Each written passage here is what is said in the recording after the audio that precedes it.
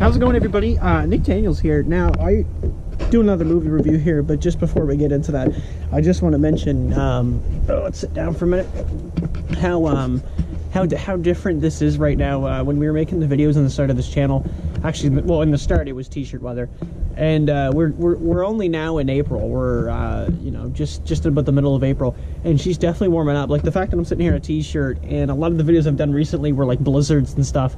We've come a long way.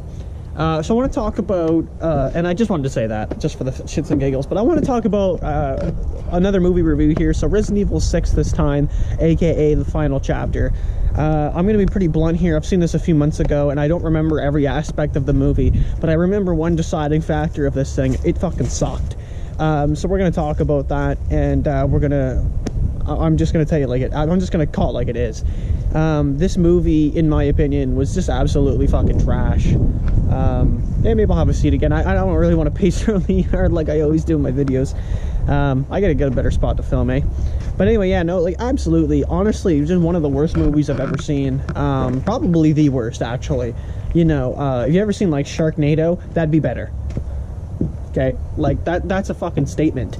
Would be Sharknado. Would be a lot better. Now, hopefully that sun's not in your guys' way. So we'll go on an angle here just in case. But yeah, no, like I said, like, yeah, like Sharknado would definitely be better, and there's a couple reasons why. But one of the biggest things about this movie of why I think it sucked as much as it did was because of the camera. The camera was just completely all over the place. If you've seen the movie, you know what I'm talking about, but it's basically like what I would call shaky cam. Like it's like fucking this. The whole, every action scene, anything is going on, it's just all over the, like it's trying to simulate that there's a lot going on, right? Like it's fucking intense. Oh my god, like, you know, and you're all over the place, and you don't need to be, right? The jump cuts are too much. You know what I mean by jump cut? I can explain that here. Basically, the way I would describe a jump cut to you is that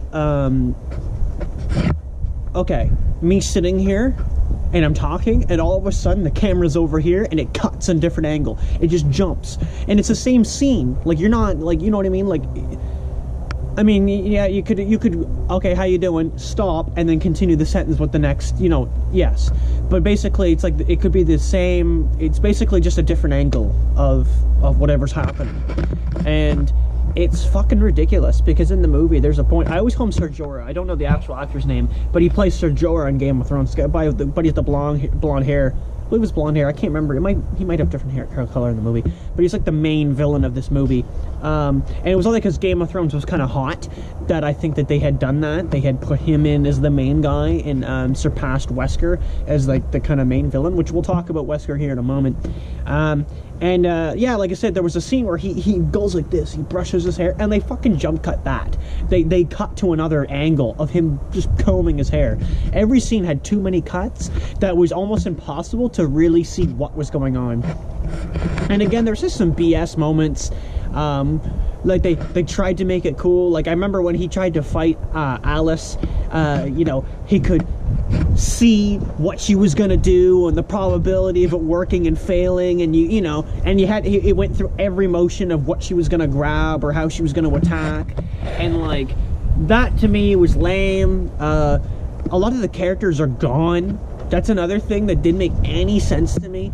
In the previous movie, if I remember correctly, and that one there was pretty fucking bad, but at least it introduced, like, Ada and them. If I remember correctly, and maybe they're not there, but I thought that there were some people there. That was the one with the, you know, I think it was the boats or the one after when they're on the big boat.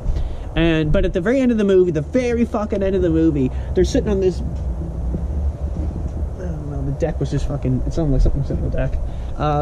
But anyway, like, the end of the movie, that there's this like big, I don't know, I wouldn't say like a castle, but it's like a big base, and they're surrounded, like literally as far as I can see, of zombies, and it's like the last strand of humanity, and you got all the heroes there, like Leon's there, and everybody's there, and you know, I was like, oh my, and it looked cool. I was like, fuck, that could be pretty good for the next movie. Yes, it was still pretty shit, but you know, the next movie might be good. And literally, like, none of them were there, right? It was like, what was Claire, I think, was the only one that you even seen. Like, where did everybody else go? We don't know. Yeah, and she starts out like in this rubble, right? And like I said, like I'm trying to recap it in my mind, and I do remember it because she fights. She's like a couple enemies that she fights in that beginning sequence. Like I think it's like one zombie that comes out of water, and then I remember there was I don't know what it was even called, but was flying at her. There was a flying creature she had to defeat, and both times, at least my experience in the theater, was it was too fucking loud. Like the movie went super quiet and then just jumped at you that this was coming, and it like a jump scare, like literally a jump scare from a movie that is not supposed to have a jump scare in it. So I was getting pissed off actually in the beginning, not gonna lie. There's another point where she almost kind of does like the sacrifice at the end, because again she's eliminating all of the virus genes, and I thought she's supposed to have some of those in her, but maybe they're all gone, I don't know. And it kind of led up that she was being sacrificed, but then she's not at the end of the movie. That to me was kind of odd.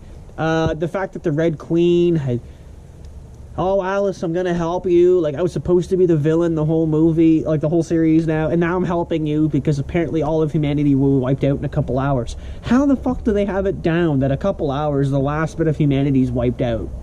That to me was kind of odd. The characters that they show in this one, I don't really give a fuck about. I mean, they're pretty random, and then most of them are probably just people you can just kill off in a heartbeat. Let's be honest. Wesker got killed by a fucking door. I'm gonna be honest there. No, I mean, like, I play the games and stuff, and I know those are different. But the movie, he's dodging bullets. Okay? And like, you could argue it to the point that, like, okay, like, he didn't see this door coming. Like, he didn't know it was coming. But like, apparently the Red Queen couldn't get rid of him because he was an employee, and apparently as soon as he was fired, she could crush him with a door, and he fucking just bled out. And it was like the most useless character in that movie. Like, Wesker was supposed to be so much better. It was even to the, we're just gonna put that down for a second. There's just somebody pulling across the street. I don't want to be holding up this camera, but we'll hold it like this. There was even a point where, again, like, Wesker was trying to get these defenses to counteract Alice, and, like, I don't know why, like, it was just constantly cutting to the scene of, oh, activate defense, this, and it's like, man, I don't know why they just didn't lock shit down way sooner than what they did. Yeah, it doesn't make much sense to me. We're gonna go up here for it. Stand up for a minute. But like I said, like, overall, like, this movie was just utter trash. I mean, it didn't even follow the storyline. Originally, I think how the Red Queen kind of came into the situation she was in, I'm pretty sure, I could be wrong, but I'm pretty sure they switched that from what had previously been stated in movies. Because I'm pretty sure there was another reason she was there, or like why the virus was invented in the first place. And in this movie, I'm pretty sure they changed the reason, but it was still kind of like, again, like, I think her legs were gone or something like that. I can't remember it exactly, but so I can't fault that on the movie because I can't remember that right now. But I do remember that when I first seen it, that I had heard about that. I read it up somewhere, and I was like, fuck, that does make sense, because I looked back and had seen that, yeah, they did change it. So I'll look into that on my own, and maybe, I don't know, maybe I'll bring it up in another video randomly. But yeah, I don't know. Overall, though, folks, I mean, you know, you're more than welcome to watch the film, don't get me wrong. They even included, like, the laser room again, which I thought was kind of interesting. But of course, they didn't have, like, the grid that covered the whole room, and yeah, that would have been kind of cool. But I don't know, like, a lot of wasted opportunity. I think they really could have did better there, and I think they dragged that series out way too long. If I had to be honest, the first one was obviously the best. You can argue that and say the second one was better, but the second one was good too. And Jill was in the second one, and she was fucking sick. Dude, she walks in, and she looks like the character too. Like, she looks like the video game character, and she walks in like badass, like she's taking out zombies, man. And I'm like, dude, I'm feeling this. Like, she's hot and she's killing zombies.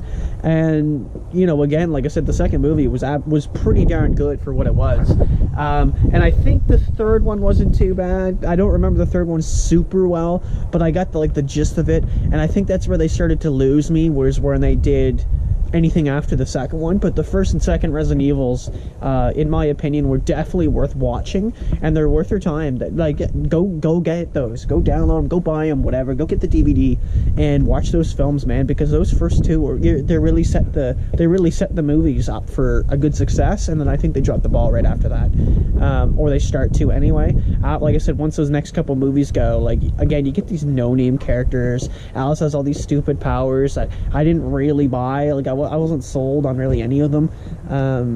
You know, like, you know what I mean? Like the strength and stuff, I was sold on that, and like, yeah, she's faster and whatever. But like, again, to the point where she had these like weird mind powers, like that she could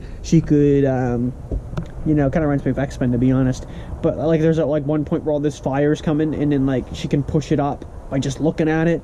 She looks at the camera, and like she can make this. She kills a guy through like the camera. Like, she can apparently see him through the camera somehow, and he's like bleeding like from his nose and stuff, and he dies. You know, I wasn't sold there, but oh my. But anyway, yeah, like, I don't know. I haven't really been rating movies. I've been kind of thinking about it, but if I had to rate this one, honestly, I'd rate it a 1 out of 5. The only reason I say 1 is because it actually was watchable.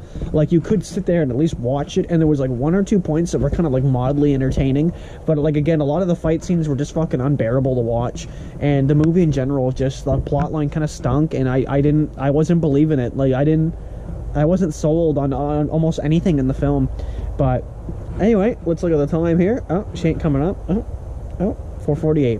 All right, cheers. So thank you so much for watching, everybody. We're gonna see the next movie, and again, thank you so much for watching.